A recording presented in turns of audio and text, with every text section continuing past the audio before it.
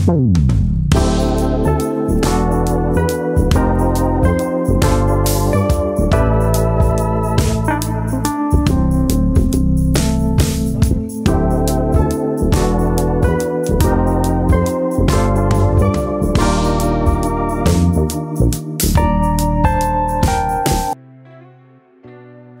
বন্ধুরা, welcome to my weekend trip channel.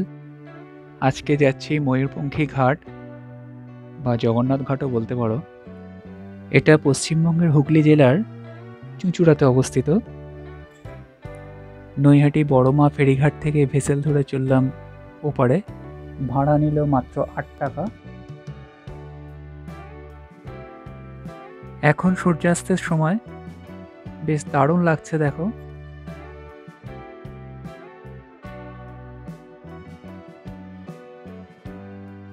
ওপারে নেমে টোটো ধরলাম। টোটো ভাড়া নিল মাত্র ১০ টাকা। একদম জগন্নাথ ঘাট বা ময়ূরপঙ্খী ঘাটের সামনে এসে নামালো। এই সেই জগন্নাথ ঘাট বা ময়ূরপঙ্খী ঘাটও বলতে পারো। আজ আমি নিজের অজান্তে একটি ভালো দিনে চলে এসেছি। আজ ছিল গঙ্গা ঠাকুরের পুজো। সেই জন্য আজকের সকাল থেকে এখানে বিভিন্ন ধরনের অনুষ্ঠানের আয়োজন করা হয়েছে এবং সন্ধ্যাবেলা গঙ্গা আরতি হবে। বিশিষ্টজনেরা আসবেন এখানে। সকাল থেকে এখানে পুজো অর্চনা চলছে, বিভিন্ন অনুষ্ঠান চলছে এখানে।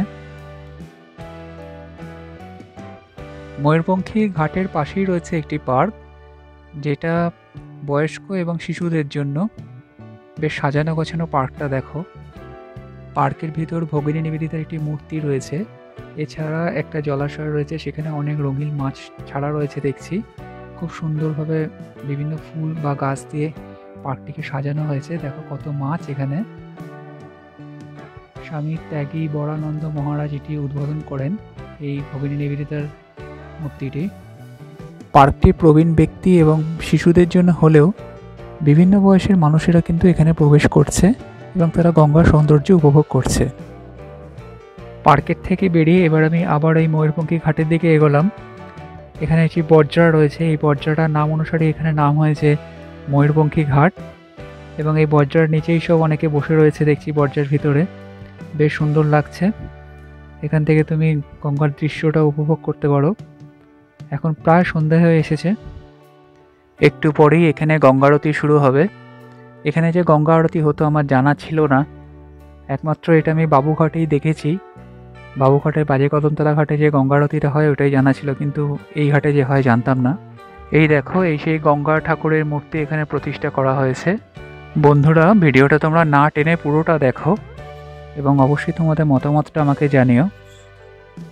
ভালো লাগলে লাইক করবে, শেয়ার করবে, আর নতুন হলে চ্যানেলটি অবশ্যই সাবস্ক্রাইব করে দেবে।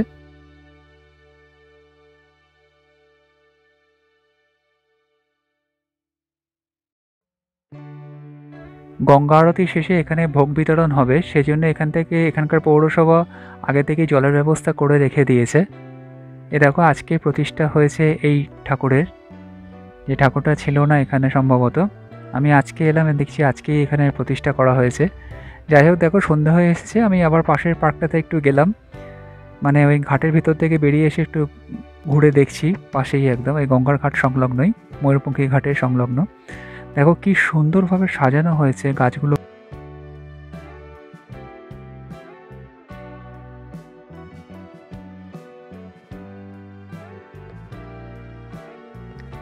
দেখো, সন্ধ্যাবেলার রূপটা দেখার জন্য আমি পাশের পার্কটাতে আবার প্রবেশ করলাম দেখার জন্য।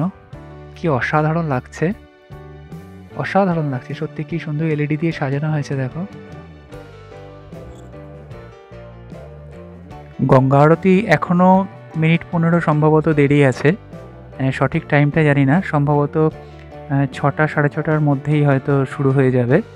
এখনও প্রশাসনের কিছু লোকজন আসা বাকি রয়েছে, আর ওখানে প্রস্তুতি চলছে, আরতির যে প্রস্তুতি পর্ব চলছে, সেই জন্য আমি একটু পার্কটাতে ঘুরে নিলাম। দেখো সেই মাছগুলোকে যখন প্রথম এলাম, যে জলাশয়ের মধ্যে যে মাছগুলো রাখা ছিল, এখন সন্ধ্যাবেলা দেখো কীরকম লাগছে। দেখো খুব সুন্দর লাগছে। এবার আমাকে আবার ওই ময়ূরপঙ্খী ঘাটে যাব, কারণ সময় হয়ে এসেছে। এবার আরতি শুরু হবে, শুনতে পাচ্ছি। হ্যাঁ, চলে এলাম। দেখো এই প্রায় শুরু হতে চলেছে।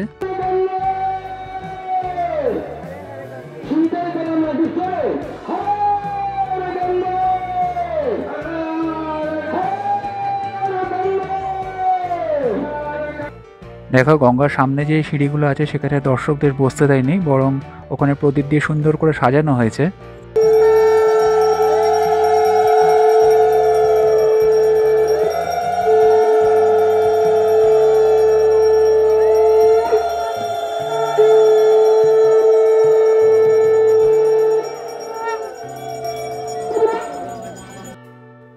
উলুধ্বনি ও শঙ্খধ্বনি দিয়ে গঙ্গা আরতি শুরু হলো। গঙ্গা আরতি সংক্রান্ত যে সমস্ত গানগুলো রয়েছে সেই সব গানগুলো উচ্চস্বরে এখানে বাজানো হচ্ছে। আমি এখানে কপিরাইটের ঝামেলা এড়ানোর জন্য এইখানে মিউট করলাম গানগুলোকে।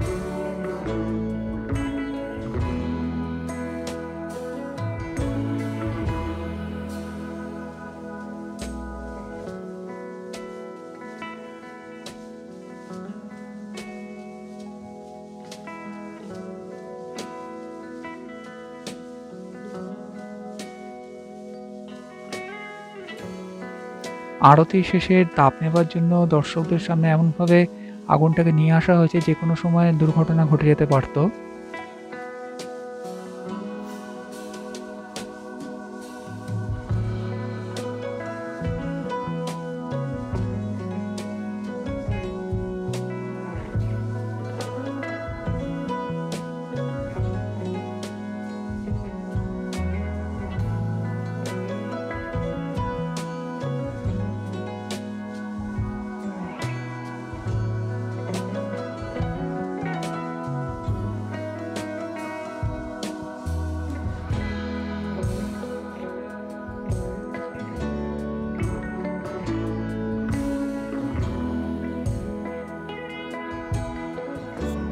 অবশেষে আরতি শেষ হলো। মাকে আর একবার ভালো করে দর্শন করে নিই এবং আরতি শেষে ভোগ প্রসাদ গ্রহণ করলাম। খিচুড়ি ভোগ খেলাম এবং সঙ্গে নিলাম লাড্ডু প্রসাদ। মাকে একবার শেষবার দর্শন করে নিই। আজ তবে এইটুকুই। বেঁচে থাকলে পরে ভিডিওতে আবার দেখা হবে।